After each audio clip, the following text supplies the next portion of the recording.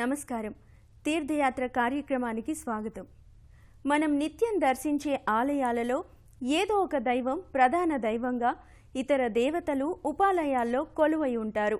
కానీ సుప్రతిష్ఠులైన దేవీ దేవతలు ప్రధాన దైవాలుగా దర్శనమిచ్చే కొన్ని అరుదైన దేవాలయాలు అపురూపమైనవిగా వినుతికెక్కాయి. అటువంటి విలక్షణ దేవస్థానం హైదరాబాద్ ఐడిపిఎల్ గాంధీనగర్లోని పంచశీల కాలనీలో వెలుగొందుతోంది. నేటి తీర్థయాత్రలో ఆ అపురూప సర్వదేవతా నిలయాన్ని దర్శించుకుందాం.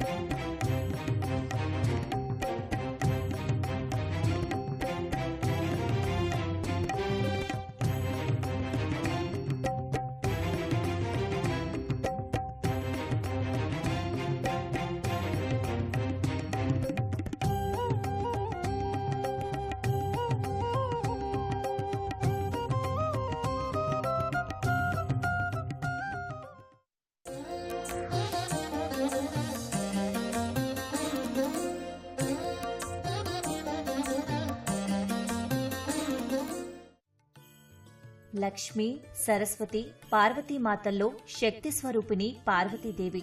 ఆ తల్లి దురిత జనహారిగా అనేక అవతారాలు దాల్చింది.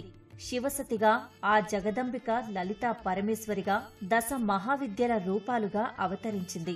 ఆ స్వరూపంలో వెలసిన రూపవతి లలితా పరమేశ్వరి. సృష్టి స్థితిలయాల్ని నిర్వహించే త్రిమూర్తుల అసలు శక్తికి ఆమెయే నేపథ్యం. అటువంటి లలితా పరమేశ్వరిని 3.5 దశాబ్దాల క్రితం ఓ చిన్న మందిరంలో ప్రతిష్ఠించారు.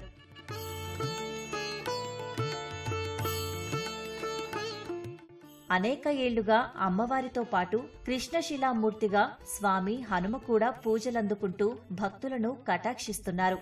పంచశీల కాలనీలోని వివిధ వ్యాపార, పారిశ్రామిక కార్యకలాపాల్లోని భాగవత ప్రియులైన అనంతుల కరుణాకర రెడ్డి, వారి సన్నిహిత మిత్ర బృందం 2018లో ఈ ఆలయంలో మరింత మంది దేవదేవుళ్లను ప్రతిష్ఠించి పునరుద్ధరించారు. సకల దేవతా నిలయంగా తీర్చిదిద్దారు. 2018 జూన్ 18న శారదా పీఠాధిపతి శ్రీ శ్రీ శ్రీ స్వరూపానందేంద్ర సరస్వతి మహాస్వామీజీచే కుంభాభిషేకం జరిపించారు. డాక్టర్ ఎస్ చంద్రమౌళి మహాగురుస్వామి యంత్ర ప్రతిష్ఠతో బాలశాస్త అయ్యప్ప మూల విరాట్టుని ఏర్పాటు చేశారు. కాశీ నుంచి తెచ్చిన స్ఫటిక లింగాన్ని శ్రీ కపర్దేశ్వర స్వామిగా నెలకొల్పారు. శ్రీ సీతారామ లక్ష్మణుల స్వాములను, శ్రీ షిరిడి సాయినాథుని కూడా ప్రతిష్ఠించి సర్వదేవతా నిలయమనే పేరుకి తగ్గట్టుగా ఆలయాన్ని అభివృద్ధి చేశారు. శతాధిక ప్రతిష్ఠాచార్యులు శ్రీ వెంకటేష్ శర్మ వైదిక నిర్వహణలో 5 గర్భాలయాల అపురూప ఆలయంగా తీర్చిదిద్దారు. అమ్మలగన్నయమ్మ ఆ దుర్గమ్మ, ఆమె శ్రీ లలితా పరమేశ్వరి. ఆ దేవి కొలువైన ఓ చిన్న మందిరమే నేడు బాలశాస్త అయ్యప్ప స్వామి, కపర్దేశ్వర స్ఫటికలింగం, సీతారామ లక్ష్మణ ఆంజనేయ, సాయిబాబాలు కూడా సుప్రతిష్ఠితులై సర్వదేవతా నిలయంగా అలరారుతోంది. ముందుగా దర్శనమిచ్చే లలితా పార్వతిని అర్చించుకుందాం.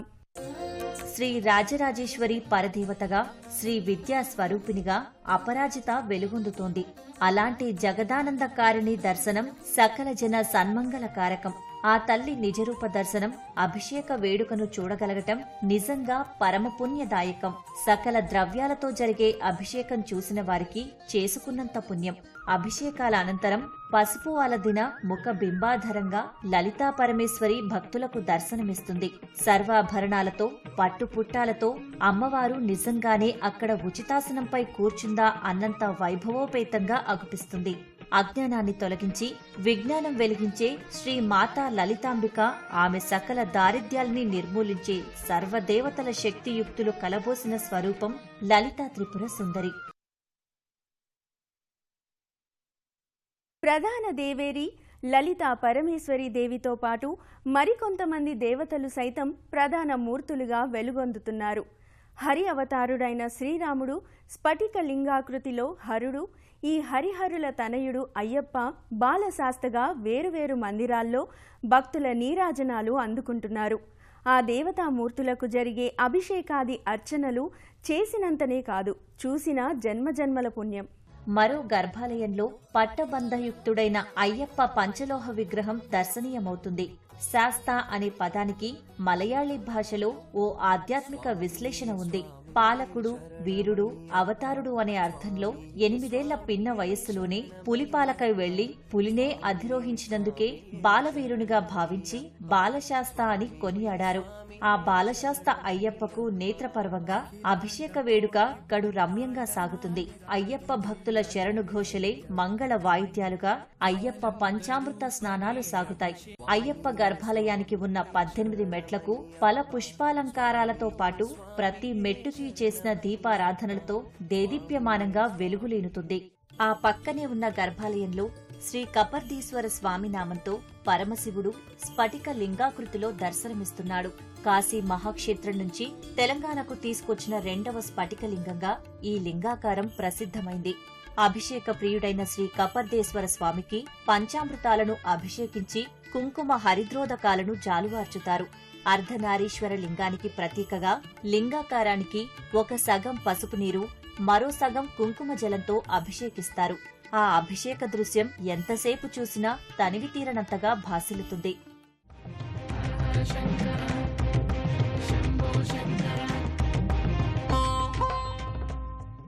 మరో మందిరంలో రఘుకుల తిలకుడు, సూర్య వంశోత్తమ దశరథ తనయుడు శ్రీరాముడు తన పత్ని, సోదర సమేతంగా కొలువై చక్కని దర్శనాన్నిస్తున్నాడు.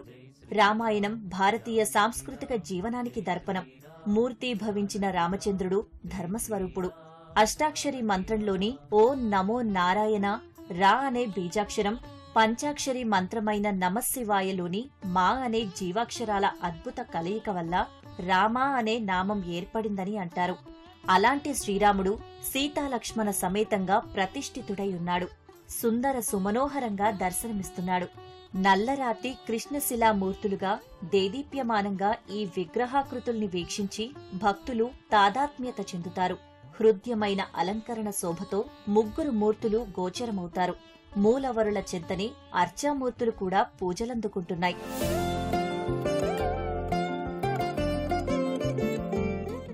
ఇదే ఆలయ ప్రాంగణంలో దర్శించి తరించవలసిన ఆలయం ఆంజనేయ స్వామి, రుక్మిణీ సమేత పాండురంగ స్వామి మందిరాలు. ఆంజనేయ దర్శనం యశోధైర్యాలను కలుగజేస్తే, పాండురంగ అర్చనం పండరీక్షేత్ర దర్శన ఫలాన్ని ఇస్తున్నాయి. మనము ఆ ఫలాన్ని పొందుదాం. ఈ ఆలయానికి క్షేత్రపాలకుడా అన్న రీతిలో అంజనీసుతుడు మరో ప్రత్యేక మందిరంలో స్థానక భంగిమలో ఉన్నాడు. రాముడు లేకుండా రామాయణం ఎలా ఉండదో, హనుమంతుడు లేకుండా రాముడు మనకి కనిపించడు. భగవంతుడు, భక్తాగ్రేసరుడు ఇద్దరూ కొలువైన అపురూప ఆలయమిది. ఇక్కడి హనుమ మూల విరాట్ కృష్ణశిల విగ్రహంగా ఉంటుంది. ఇంతటి అపురూప ఆంజనేయుని దర్శనం, అర్చనం మనకు జన్మజన్మల పుణ్యఫలమని అనిపిస్తుంది. భక్తుడు సైతం భగవంతుని స్థాయిలో భక్తుల పూజలందుకునే వానర రూప మహితాజ్ముడు ఆంజనేయుడు. సకల భయపీడల నుంచి విముక్తి కోరుకునే భక్తులకు అభయదాయకుడు ఈ ఆంజనేయుడు. స్వామివారికి ఎంతో ఇష్టమైన తమలపాకులతో కూర్చిన మాలలు, వైష్ణవార్చనకు అర్హమైన తులసీదళ మాలలను ఆంజనేయునికి నిండుగా అలంకరిస్తారు. ఇదే ఆలయ ఆవరణలో కొలువైన షిరిడీనాథుడు యోగిరాజు వలె ఆసీనుడైయున్నాడు. శ్రద్ధ సబూరీలను శంఖచక్రాలులా ధరించిన సాయి నిర్మల హృదయుడై భక్తుల ముంగిట దర్శనమిస్తున్నాడు. పాలరాతి విగ్రహంగా ప్రతిష్ఠుడైన సాయి భగవానునికి రుద్రాక్షలు అలంకరించి సాయీశ్వరునిగా భక్తులు కొలుచుకుంటున్నారు. సాయిబాబా శరణం, సాయినాథా శరణం.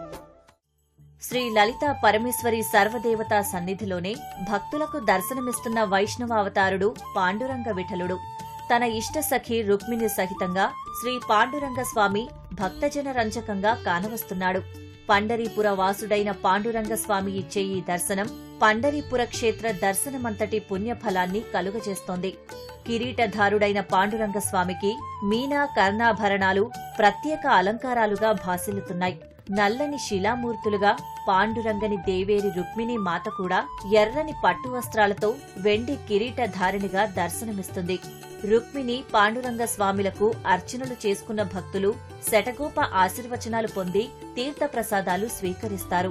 ఆలయ సందర్శనంలో మరో ముఖ్యమైన విధి నవగ్రహ మంటప దర్శనం. నవగ్రహాలకు ప్రదక్షిణాది నమస్కారాలు, అటువంటి సౌకర్యం కూడా ఈ లలితా పరమేశ్వరి ఆలయం కల్పించింది. వివిధ క్రతువులతో ఆలయం ధూపదీప యజ్ఞ హోమాదులతో ఆధ్యాత్మిక శోభ నిండి ఉంటుంది. తూర్పు అభిముఖంగా ఉండే ఈ సర్వదేవతా సన్నిధికి ప్రవేశంలోనే ఓ ఉన్నతమైన రాతి ధ్వజ స్తంభముంటుంది. సర్వదేవతల ఆగమాలకు చెందిన ధ్వజస్తంభమని ఆలయ ప్రధాన అర్చకులు చెబుతారు. ఆలయ ఆగ్నేయాన ఓ వేదికపై వినాయక, జంటనాగుల, కుమారస్వామివార్లు, చిరు విగ్రహాలు సందర్శకులకు అగుపిస్తాయి.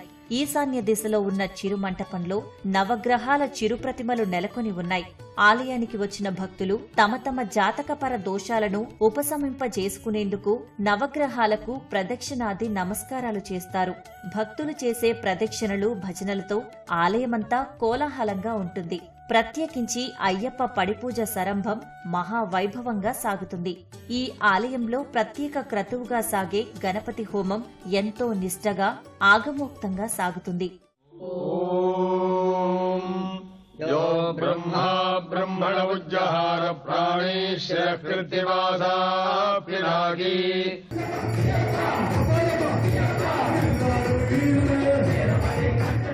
ఈ దేవాలయంలో గణపతి ఉత్సవాలు, దేవీ శరన్నవరాత్రి ఉత్సవాలు, అదేవిధంగా శ్రీ కపర్దేశ్వర స్వామి వారికి కార్తీక మాస మహోత్సవాలు, శ్రీ బాలశాస్తా వారికి మండల దీక్షా మహోత్సవాలు, శ్రీ సీతారామచంద్ర స్వాముల వారికి ధనుర్మాస పూజా మహోత్సవాలు, శ్రీ సాయినాథుడికి గురు పౌర్ణమి మహోత్సవములు, అదేవిధంగా భక్తాంజనేయ స్వామి వారికి హనుమత్ జయంతి మహోత్సవాలు భక్తుల సహాయ సహకారాలతో లోక కళ్యాణార్థం అతి ఘనంగా, అతి వైభవయుతంగా నిర్వహించబడతాయి.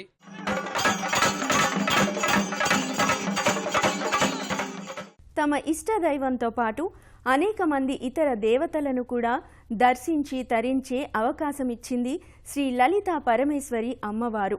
సృష్టి, స్థితి, లయం, ఉపసంహారం, అనుగ్రహం అనే పంచమహాకృత్యాల్ని లలితా పరమేశ్వరి నెరవేరుస్తుంది. ఆ మహాతల్లితో పాటు దర్శించి అర్చించిన దేవుళ్లందరి కరుణ కటాక్ష వీక్షణాలు మనందరి మీద ప్రసరించాలని కోరుకుందాం.